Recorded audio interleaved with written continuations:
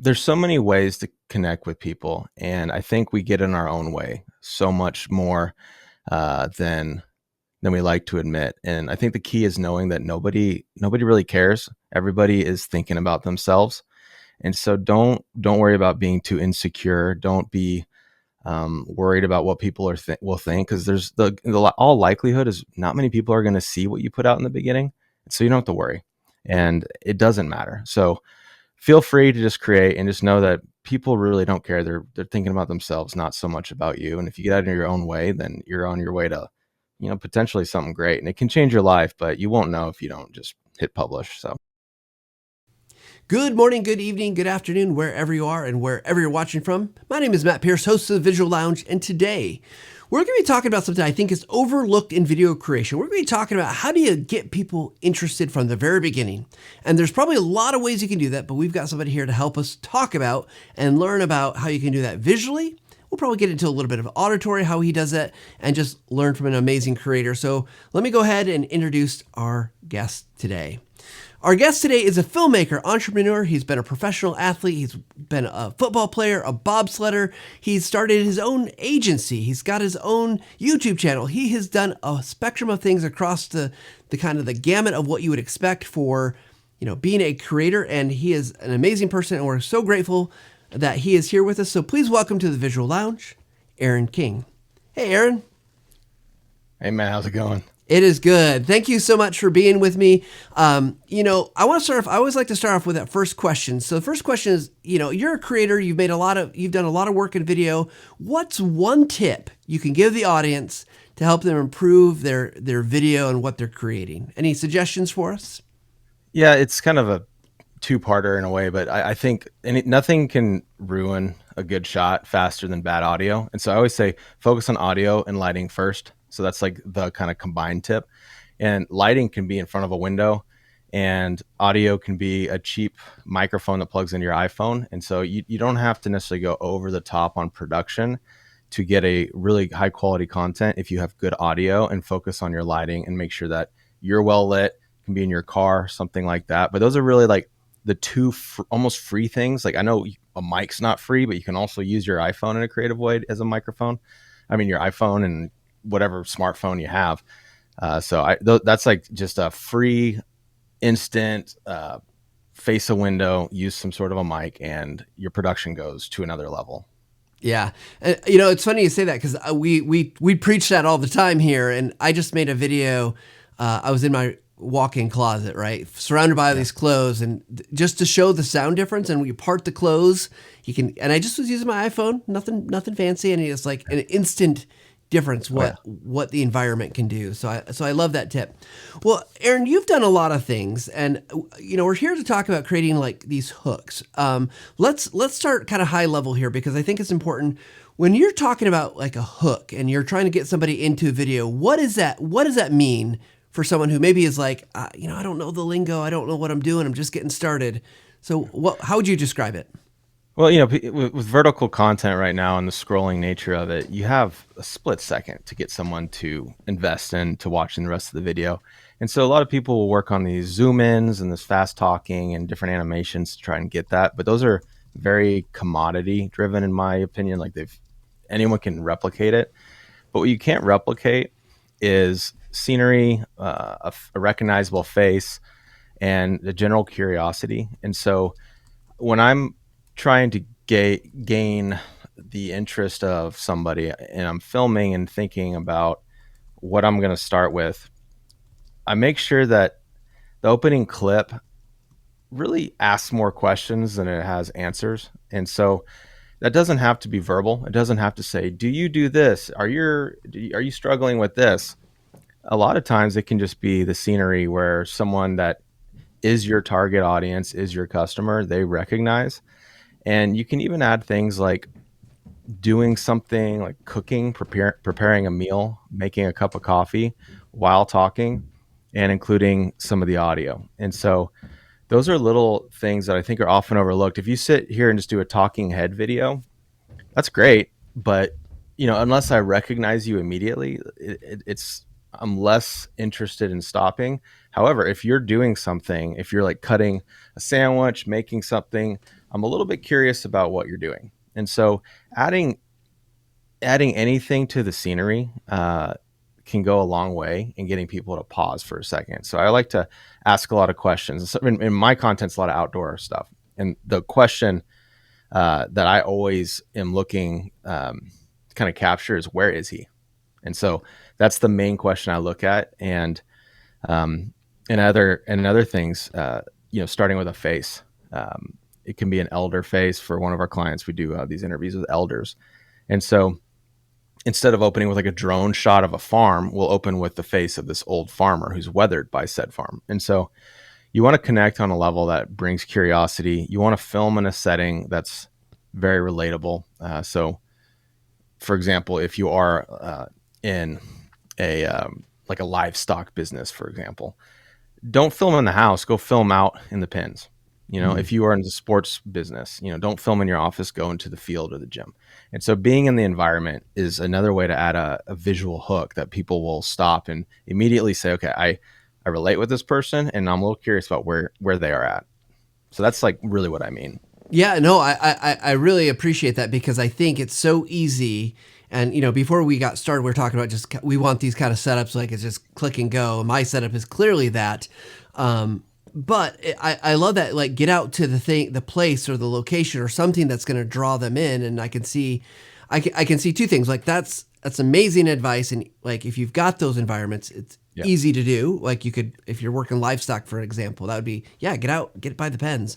But I imagine, and I don't know if you have clients that are like this, but a lot of like the people I talk to, they work at home or they work in a building that looks the same, every office, every cubicle. It's harder to do that. So, Mhm. like where do you find the inspiration to do that if you're in an environment that looks similar? Any advice for us? Because I think you're absolutely right. It makes so much sense. But I imagine there's someone saying like, yeah, that's great. If you're working in livestock, cool. But I work in accounting. Yeah. It's kind of not as maybe as sexy or cool or as interesting visually.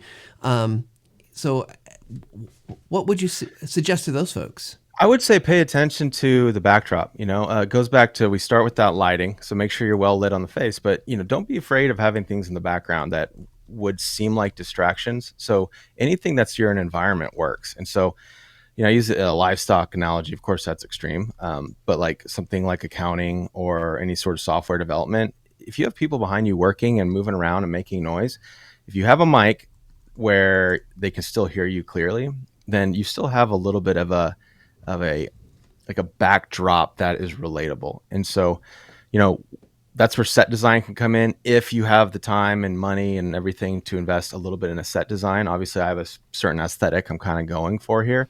I'm usually out in nature is where I film most of my stuff. But I think being able to establish something visually, even if it's stuff that hangs on the wall, it can be degrees. It can be, if you're a doctor filming in your one of your patient rooms, I immediately know you're going to talk about something medical related. And so just trying to be in your environment as much as possible. And if it is too stale of an environment where all you have is a white wall, then go into a busier room and just make sure you have some audio. Avoid like an echoey space. If it's like Mm-hmm. just ridiculously loud, that's one thing. But I think just allowing a little bit of distractions. I've had shoots where, you're in a gym, for example, and it's loud. Well, people that are used to gyms are used to that noise. And so it's not as big of a distractor. If you're used to copy machines going off and there's a little bit of copy machine ambiance in the video, well, that's my subliminal, like my subconscious immediately is comfortable in a way with that. Maybe it's a little irritated or something. Maybe it brings a different feeling out, because maybe you don't love your job, but you're familiar with it. And so I think that just I think the moral of the story there is just don't be afraid of some different things in the background, but pay attention to it. Look around the office, see what you have to work with, because we'll go do shoots with these different orgs, and we'll spend a little bit of time where we don't have much time, but we have to go find a spot to film, and it's a corporate environment, and we try to set that depth, where you might see people walking, so it's a busier office. So just pay attention to it. Don't overlook it. It can help I think it can help a lot with, gauging interest, and sometimes a noisy background can create a bit of a like a recognizable, like, I don't want to say brand, but it can be a part of your brand at least, so people recognize quickly if you have access to the same spot, on a regular basis. So Yeah, no. I think I like the idea of using a background that traditionally we'd probably say in filmmaking or video creation, like, oh, we don't want all that noise. We don't want people paying attention to what's going on. But there's obviously ways to set up, especially if you learn a little bit about your camera, you can make mhm. the blur, bokeh effect. You can make so that Yeah, you can see the motion. So I love that, right? Because I think it all of a sudden it does create a visual interest that seems much more interesting than a white wall or a plain looking cubicle. So I think that's great advice. And then of course, obviously, you got to use good lighting. And you yeah. do. I was also Technology, that's where gear yeah will enable you, so for sure. yeah, and you don't need a lot because it's amazing what even the cheap gear can do. But I think even with the sound stuff, like if someone's cooking, I want to hear the sizzle. If it's like Hmm. if there should be sizzle or whatever. I'm curious because that's kind of from a visual aspect. Talk to me a little bit more about the auditory side of things because I think, especially if we're talking vertical short form video, like, and you said you kind of got this instant, you gotta hook them. If the visuals maybe okay, maybe it's not, you got this moving background, it's not outdoors, beautiful mountains or rolling valleys or whatever it is. What else can you do with the sound to bring somebody in to a video? What would you say there? Yeah, I think there can always be something. Every industry is different. We we've been pulling back a little bit on some of like music and all the crazy stuff. Sometimes you have to treat music and those types of things like seasoning, so not every dish needs a lot of seasoning. Sometimes you just want to let it shine. So if it's a good Mm-hmm. piece of meat, you just want that steak to kind of do its own thing. You don't need to put five sauces on it, you might ruin it. And so that's where there's a little bit of an artistic element where you just have to use that judgment call. But you can have a hook. I've seen artists where, something when I'm syncing up my mics, for example, you might clap. Mm-hmm. And so there's an artist who he's a musician, and he would open every video, he would just clap. But it was kind of it had this piece around it, and he had very cool like lighting and set, and then he would start playing amazing music. It could be if you're an accountant, you could be type in numbers into your calculator where they have those like that noise, where it's constantly printing a receipt right on the fly, and you could be talking over it like, okay, 18 divided by 5, okay, you're paying too much for your car insurance. Like it's just something, because I'm like, what is he adding up? And so you can get creative.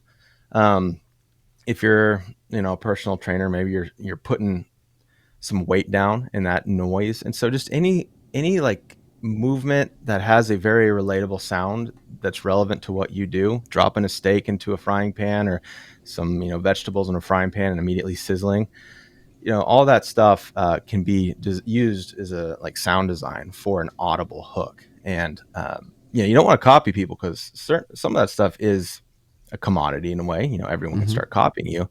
But if you do something that is just unique to you, maybe it's your gym, maybe it's your kitchen, maybe it's your office that has a unique sound. It could be the water cooler. Maybe it's like you fill the water, the bubbles make the sound, and it's like maybe your whole video topic is like water cooler talk, but like like right before you talk. So there's a lot of ideas you can have, um, and so you just have to watch your content and pay attention. Sometimes you stumble upon it. You might have an annoying sound in the background, and you might hate it at first, but maybe it becomes the thing people know you for because they comment about it and helps engagement. So there's a Yeah. lot of different ways to stumble upon it. Well, I love that the way you're thinking about it from an intrigue standpoint, right? It's not just sound for sound's sake or sound that pull people in, but it like you're talking about the account with the calculator and the receipt coming out. It's got the kind of zing, zing, zing, whatever sound. Uh, and I love that thinking of like, okay, how does this pull? Thinking about how does this going to pull someone in? It's Hmm. not maybe essential to the story, but it creates curiosity. And if it's a sound that they're familiar with, I love this idea that it's going to be like, oh, I know that sound. I'm gonna, you're connecting because you're looking. At least, I think this is true. You're looking for your niche. You're looking for your audience in that niche, and they're gonna either resonate with that sound, or it's gonna be like, you know, over their head, and maybe they're not the right person. Yeah. And you can stumble upon it if you just start putting content out there and paying attention to the comment section. You're gonna start noticing things that people are picking up on, stuff that you might take for granted, but other people it's new or it's refreshing or maybe it's, I don't know, triggering or whatever. But I think that stuff can be stumbled upon. You can stumble upon it, but it also can be engineered in a lot of different ways. But I've learned a lot from my comment section, and I've stumbled upon a few things that I didn't think would be a thing, Mm-hmm. and they turn out to be big things. And so you can't be afraid of any like, I don't want to, like, any perceived mistakes or errors might be, you might be backing into greatness in a lot of ways. And so just that's where short form's great, because you can learn quickly and find out what's working, or at least what's resonating with people. Yeah. Well, that's also great advice, right? Like, you got to put stuff out. You can't wait for perfect. I mean, we know that's old song of, for video editors, the work is really never done. You just have to ship it.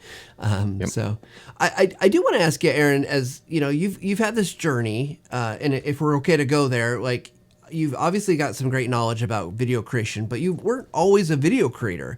And I'm just curious, what led you down the path of being a creator? Because you obviously did some pretty incredible things just as an athlete. Sounds like you had a couple businesses. And becoming a creator is obviously, I think there is some natural kind of flow from like the things that you were doing. But share with us, what is it that like led you to the point where you are today? Yeah. After I wrapped up my football career, it kind of ended because of a series of concussions, and so I was lying there wondering what to do. And we started a sporting goods company, and at the time, it was we were really focused on SEO, and I thought it would be a good time to go heavy into YouTube because it was acquired by Google a few years prior, and I thought, well, this is going to be the future of search. And there's a couple sides that really made me two things that made me obsessed with video content. One, I could show people, like I could teach people in a way where it's like, let me show you, and I could reference it over and over again because it's online. Second thing is I can just manifest creativity. So at my core, I'm a creator and an artist, and I just want to create things. And when I see something in my head, whether it's photography or video, I can manifest it, and I can actually show you. That's the power of video, which is so cool. And over the years, not only has video been great for educating people, educating our audience, but we really took a long tail approach and said, well, let's focus heavily on SEO, creating a lot of valuable content, or we think will be valuable for teaching using our products. And then now we're more of an educational product on this particular sports brand, King Sports Training. And we started with paid search. We're selling like widgets, like cones and bungees and stuff like that. So we started with paid search, and you spend $5,000 on ads, drive some traffic, try to optimize that, and the second you turn it off, it was just done. Whereas we invested into the SEO and the video and the landing pages, and 10 years later, that was still driving more sales than any of the paid search was organic traffic. And we started this back in like 2011, and so we had a head start in a lot of ways and created high quality content. But I just loved being able to reach people. And then you start seeing the comments, and when you venture into different industries and different places, you start. I think currently, in the times we live in, and after what we just went through with the lockdowns and everything, right now, people they're just starving for connection. And for me, I lost my business in COVID. I've been doing entrepreneurship for about a decade, and I finally broke through. We finally hit our header. Started a new business with he was a client at the time. We became partners, started a new business in 18 months. We had our first $1 million year. So we were in business for 18 months, but then like 2019, we had $1 million year, and then we're just shut down because we're mostly in live events. And so then I just I just moved into my car and just started driving around taking pictures, and started just creating. I spent a year just learning photography, like relearning some things. And then just started throwing stuff out there on TikTok, just creative stuff, just for fun. Had nothing to do with anything, just stuff I wanted to create. And the connection that I've had with people around the world through content and storytelling, and not like even trying to say anything, just more expressing the connection. I mean, it's blown up, and in the last year, I've um, added more, I guess, followers than I thought I ever could or ever would, or didn't even like. What that wasn't necessarily my goal at the time. Um, but through content, if you're really, if you just are true to your brand, who you are, you're going to connect with people in a good way. And so if you can really live that and don't try to sell, I think you're going to connect with people in a more authentic way without being salesy, being pushy, gimmicky. I think education is key. Part of content, so a big reason why people learn. But now I started the sports brand. We started purely around education, and that's what we're going to keep doing. This other brand started out more as just lifestyle, just art, whatever. And through that, now people want to learn how to do certain things related to it, like photography and travel and building a car and what kind of gear to get. So that's turning into a different business, and is turning into, in a lot of ways, like a self development and learning platform. And so, when I think about content and just the way to approach it is, if you don't pay attention to what everyone else is doing and you just express really what you are, like who you are, and lean into those core values, you're gonna connect with the right people in a more meaningful way. And I think that's where a lot of the value is, and that's why creators are so powerful right now, because a lot of creators just start creating and have no clue how to monetize, and still don't, even with the following. But that's why people are following them, because they know they're not being sold anything. And we've done this with a couple of companies as well, where we just talk about stories. We're not selling anything. It's all related to the lifestyle around the product and the service. And now people want to switch from the competitor to them, just because they align with the lifestyle and the values, the core values, which aren't even being like pushed. They just can sense it through the content. And so I think just you'll connect with people if you just take the time to express how you're feeling, what you think, your opinion. You might piss some people off depending on what your opinion is and what the industry is. But that's good, because the more people piss off, probably the more people you're going to be aligned with who are the right person. So, not that I try to piss people off, but it can work, can be a strategy. So yeah, I just think being don't manufacture anything. Just go with your gut and just see what happens. That's been what worked for me. Yeah. Well, thanks for sharing that journey. I mean, it's impressive, but I love that kind of at the core. You said, I'm a creator. I love to create, and I think that resonates with a lot of people that find themselves in this space. Even if it, like, I think when we were talking, I mentioned that I've been at TechSmith a long time, but still see myself as very much a creator type. This is not this podcast is not high on my list of things that I need to get done, but I choose to keep doing it because as a creator, this is an outlet that I feel, one, I'm good. I feel like I'm decent at. Good is debatable, but I'm decent at it. And two, it's something I see value in. And so, and I also love the authenticity part, right? That whether it's you as an individual or a brand, you're representing your company, that being that authentic individual, and authentic voice is really powerful. And I love seeing that come together, and I really appreciate that perspective, because I do think it is easy to lose sight of that authenticity, because you got this thing I want to sell, I want this thing I got to do, and it's easy to because you got to make money. Businesses need to stay in business, but so I appreciate that.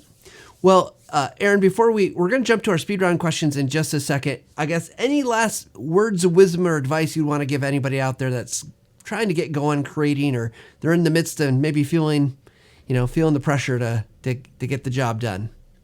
Yeah, use speed. Speed is a weapon, and the faster you can get out there, the faster you can iterate, and you'll learn. And so if you can just don't worry about being perfect. Be focused on finish is better than perfect, and if you can get this stuff out there fast, you can iterate quicker, and you're gonna learn much faster, which will make your content bigger, which will help you find out what you need to be creating. And so don't overthink it. Just go. I started with horrible content, and it's evolved very rapidly because I had the advantage of speed and I learned quickly. And so I think everyone should just focus on fast iterations and getting stuff out there. That's one of the biggest advantages. Movement is an advantage if you can just get out of your own way. Love it. All right. Well, Aaron, we're going to jump into our speed round questions. These are meant to be fast, furious, kind of, we're going to roll some dice here. So we're going to go over to our speed round. So give us just a second.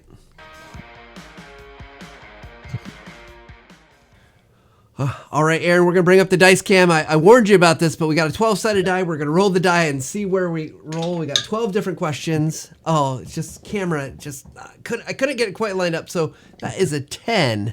So question number 10 here, Aaron, is, look, you've been a creator. You've actually shifted careers a little bit. But if you had to shift away from being a creator and what you're doing now, and you could do anything, what would you do?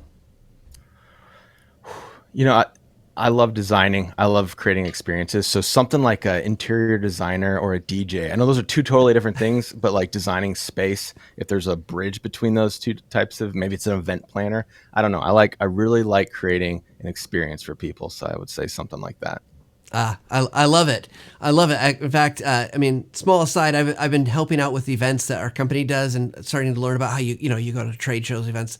And I just watched a video about designing experiences like at a trade show. So fascinating you say that. Maybe I need to think about a DJ. There's an idea for us. Sure. All right, next die roll here. So let's see. It is the dots at the bottom. So it's a 9 here. So question number 9. You've done a lot of things. What's the one thing that you're most proud of in your career? I would probably say failures, because I don't have really any regrets. And I have some successes, some wins, some cool stuff. I was in a YouTube Super Bowl commercial, which was something I'm really proud of from a creator standpoint. But I just think the failures, because it means that there's no woulda, coulda, shouldas. And so that's the biggest thing, is not having any regrets. Yeah, love it. All right, Aaron, one more die roll. Let's see what we get. No duplicates, hopefully. Question number 4. All right. This one's been coming up a lot lately. 4 has been a popular roll. Maybe I got to check the die. But what's your guilty pleasure song or movie that you secretly love? You got a movie or song that you're like, man, this is my go-to? Man, that is a tough one. That is a tough one.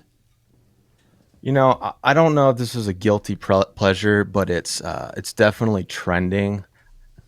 Taylor Swift's not bad. I think, not that I listen to a lot of Taylor Swift, but she's the hottest thing right now, and I got no hate on her. I think her music's really good. So how about that? I don't know. I think she's got some really good music. Hey, nothing wrong with that. I learned a long time ago, maybe this is just old man coming out, but I was you get so caught in a category, like, oh, I've got to be this, I only listen to this thing. Mm-hmm. But you know what? The world's full of amazing musicians, and you know what? More power to Taylor Swift, because, obviously she's doing something right. So don't we wish we could all be that successful? So yeah. All right, Aaron. Well, I appreciate you spending time with me, sharing your story, sharing your advice. This has been awesome. Obviously, I think people are going to want to continue to learn from you, learn from what you're doing, watch what you're doing. Where can they find you and connect with you? Yeah, DeepSnap on all social media, deepsnap.com. Getting ready to launch a new website. It does have our coffee. So Grumpy Bear Coffee is the hat I'm wearing. It's our new coffee brand. And I am coming out with the show, and we have our Grumpy Bear podcast. There's a whole kind of brand thing happening with Grumpy Bear, where we're trying to do a lot, and we're going to be putting out a lot of content. But deepsnap.com is going to be a place that has everything. Perfect. So everybody got to go check out DeepSnap, and if you like coffee, go get some coffee. Check out the brand. Aaron, as we wrap up the show, we just like to ask for that final take. So, Aaron King, what is your final take? There's so many ways to connect with people, and I think we get in our own way so much more than we like to admit. And I think the key is knowing that nobody really cares. Everybody is thinking about themselves. And so don't worry about being too insecure. Don't be worried about what people will think, because there's all likelihood is not many people are going to see what you put out in the beginning, so you don't have to worry, and it doesn't matter. So feel free to just create and just know that people really don't care. They're thinking about themselves, not so much about you. And if you get out of your own way, then you're on your way to, potentially something great, and it can change your life, but you won't know if you don't just hit publish. So just go for it. Get out of your way. Awesome. Awesome advice. Well, Aaron, I want to again thank you for joining me in the Visual Lounge. Hey man, I appreciate you having me. You bet. All right, everybody, go check out Aaron's stuff. I mean, what an amazing story. The guy, just his whole journey is actually just so incredible. But the advice he gave is so good. And I don't care if you're trying to do the solo creator thing, you're in an organization, wherever you're at on that journey, this is good advice. And I love the advice he gave about speed and movement. Because if you're learning, you're growing, and you're growing, you're getting better, you're going to do more things, and that will allow you to focus in. And if you're finding you're not getting traction one way, you can go another. So that fits in with the mantra of the show that we talk about at the end of every show. But before I say it, I'm just going to remind you, hey, like and subscribe. If you're wherever you're watching this, we'd love to get you that vote of confidence that we're making content that is helpful to you, that you're finding it valuable. And if you got feedback, you got a guest recommendation, email us at thevisuallounge@techsmith.com or find us on one of the channels that you can find us on. With that said, what we hope you do is take a little time to level up every single day. Thanks, everybody.